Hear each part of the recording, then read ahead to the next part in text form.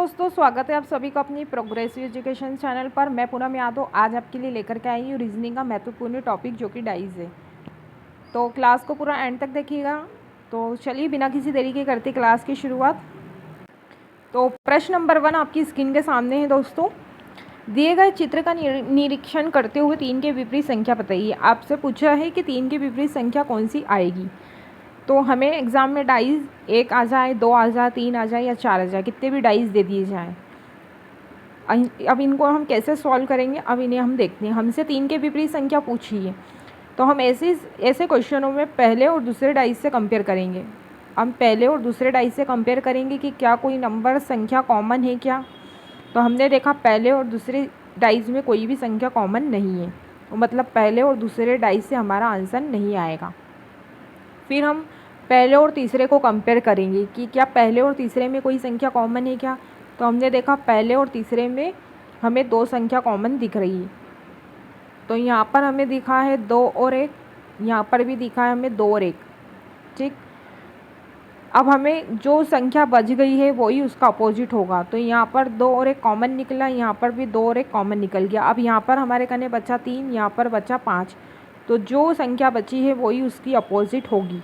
तो यहाँ पर हमसे 3 का विपरीत पूछा है, तो 3 का विपरीत 5 हो जाएगा। तो हमारा आंसर आ गया 5। चलिए बढ़ते हैं नेक्स्ट प्रश्न की तरफ।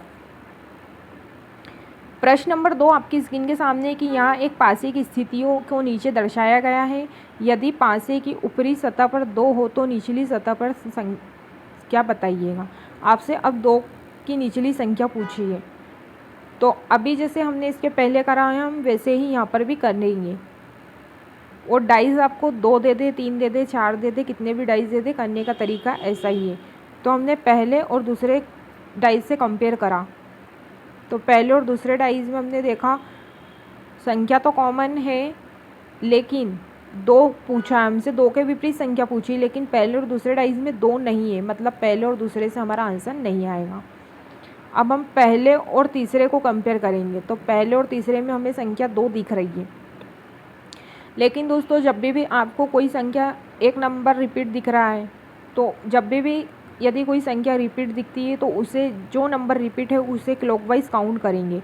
तो मैंने यहाँ पर देखा 3 है, यहाँ पर भी देखा मैंने 3 है, मुझे 2 जगह यहाँ पर भी और यहाँ पर भी 3 दिख रहा है। तो या तो आप इससे कर सकते हैं, नहीं तो पहले और आखिरी में भी हमें 2 संख्या कॉमन दिख रही है। हमारे को यहाँ पर दिख रहा है 3 और 6, यहाँ पर भी मुझे 3 और 6 दिख रहा है। और अब मेरी संख्या कौन सी बच गई, यहाँ पर बची 2, यहाँ पर बची 5। तो और 2 के ही निचली संख्या पूछी, तो जो संख्या बची वही उसका अपोजिट होगा।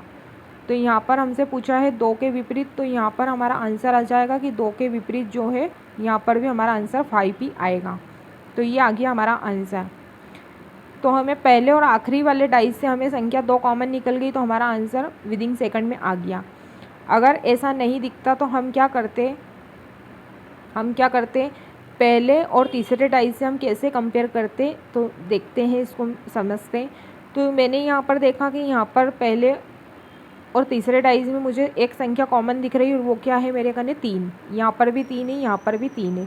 तो जब भी एक नंबर रिपीट दिखता है तो जो नंबर रिपीट होता है उससे ही क्लॉकवाइज काउंट करते हैं। जैसे यहाँ पर 3 है ना, तो मैं 3 से क्लॉकवाइज काउंट करूँगी, 3, 5, 6 क्लॉकवाइज काउंट करना है। तो मैंने यहाँ पर लिख लिया 3, 5 और 6।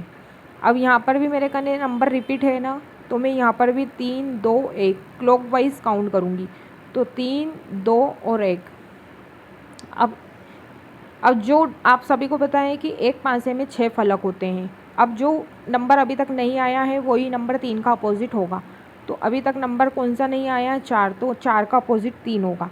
लेकिन आपसे तो किसका पूछा है, आपसे पूछा है कि 2 का अपोजिट क्या। तो देखो इससे भी हमारा आंसर 5 ही निकल कर के आया कि 2 का अपोजिट 5 हो गया, 1 का अपोजिट 6 हो गया, 3 का अपोजिट 4 हो गया। तो इससे भी हमारा आंसर सेम निकल कर के आया है।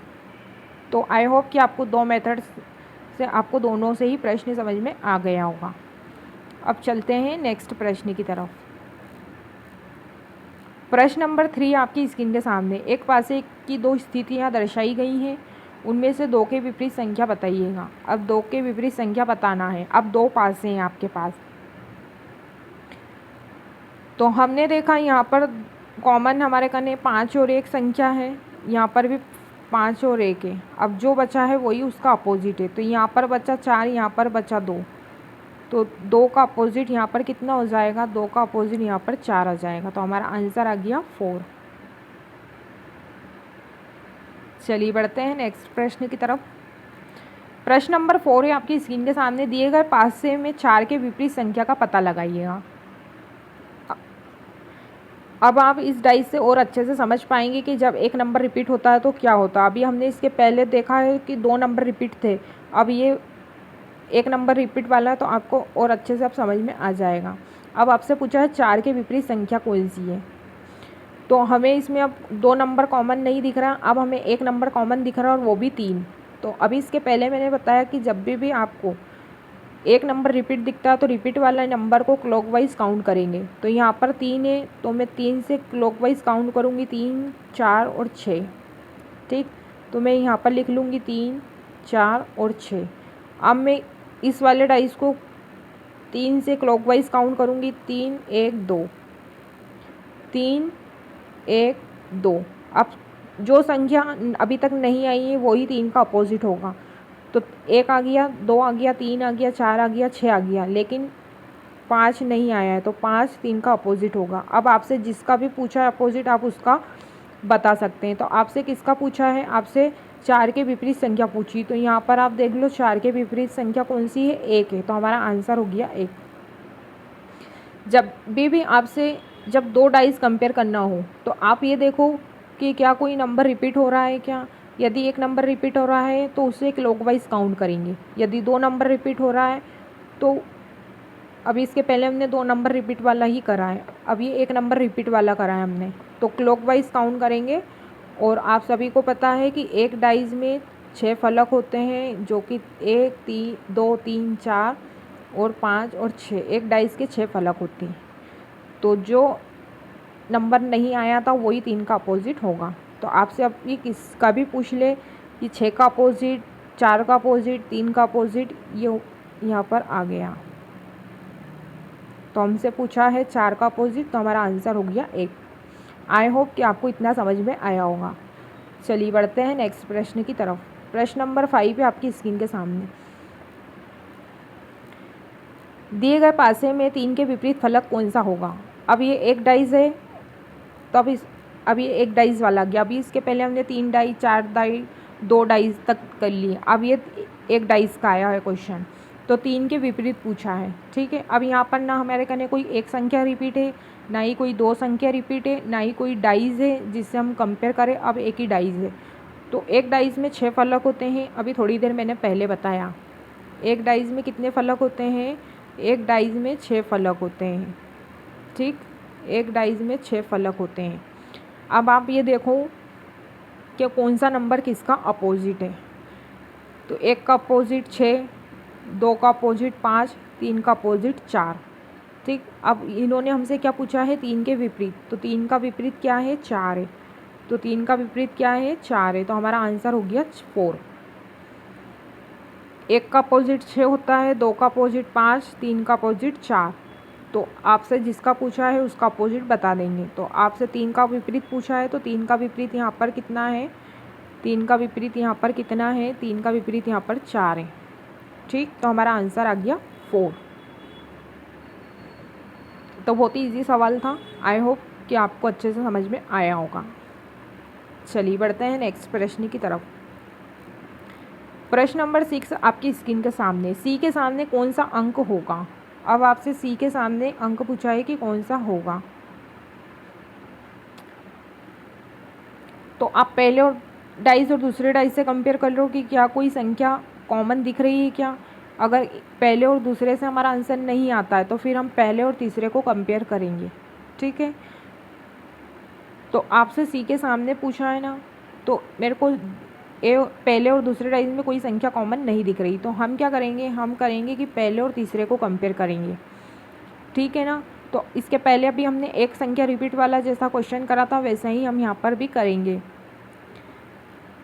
तो हमें यहाँ पर संख्या दिख रही है ई, यहाँ पर भी ई है और यहाँ पर भी ई है।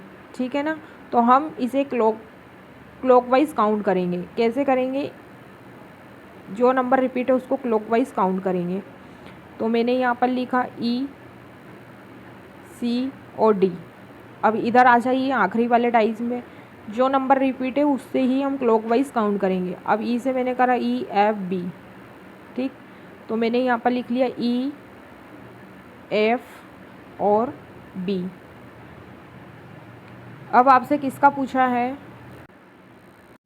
अब आपसे किसका अपोजिट पूछा है? आपसे पूछा है कि सी के सामने कौन सी संख्या आएगी। तो अब सी के सामने आप देख सकते हैं कि सी के सामने एफ वाली संख्या आएगी। कौन सी संख्या आएगी? एफ आएगी।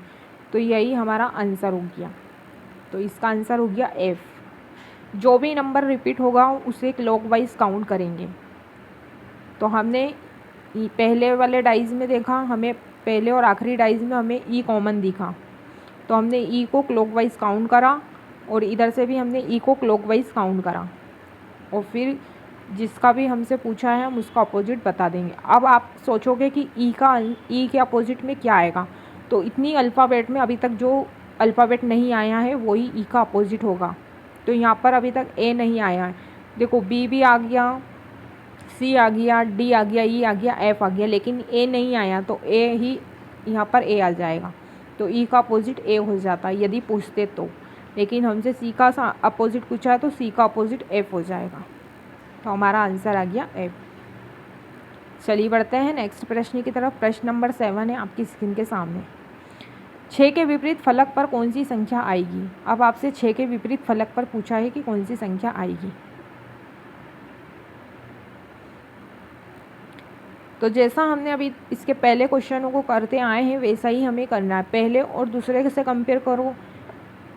यदि कोई संख्या कॉमन दिख रही है, मुझे तो यहाँ पर पहले और तीसरे संख्या में कॉमन दिख रहा है। मुझे यहाँ पर भी 3 और 5 दिख रहा है, यहाँ पर भी मुझे 3 और 5 दिख रहा है। अब आपसे 6 का विपरीत पूछा है ना, देखो 6 का विपरीत पूछा है ना आपसे, तो 6 का अब जो संख्या यहाँ पर बची है वही संख्या अपोजिट होगी। तो यहाँ पर बचा 6, यहाँ पर बचा 1, तो मेरे 6 का अपोजिट 1 हो जाएगा। 6 का अपोजिट कितना हो जाएगा? 1 हो जाएगा। तो हमारा आंसर हो गया 1। अब आपको कैसा भी एग्ज़ाम में प्रश्न दे दिया जाए, आप तुरंत देख करके बता सकते हैं। जो संख्या कॉमन दिखे आप तो बस उसको देखो। मैंने देखा पहले और तीसरे वाले डाइज में मुझे 2 संख्या कॉमन दिख रही है, और जो बचा है वही उसका अपोजिट होगा। तो यहाँ पर 6 बचा है, यहाँ पर 1 बचा, तो 6 का अपोजिट 1 हो जाएगा और 1 का अपोजिट 6 हो जाएगा। तो हमारा आंसर आ गया 1। तो आई होप कि आपको क्लास अच्छी लगी होगी। क्लास अच्छी लगी हो तो लाइक ज़रूर करिएगा, शेयर करिएगा, और यदि आपने चैनल को अभी तक हमारी सब्सक्राइब नहीं करा है तो चैनल को सब्सक्राइब कर ले, ताकि हमारी रोज़ की वीडियो का नोटिफिकेशन आपको मिलते रहे। तो चलिए दोस्तों, आज के लिए बस इतना ही। मिलते हैं फिर नेक्स्ट क्लास में। तब तक के लिए जय हिंद, जय भारत, धन्यवाद।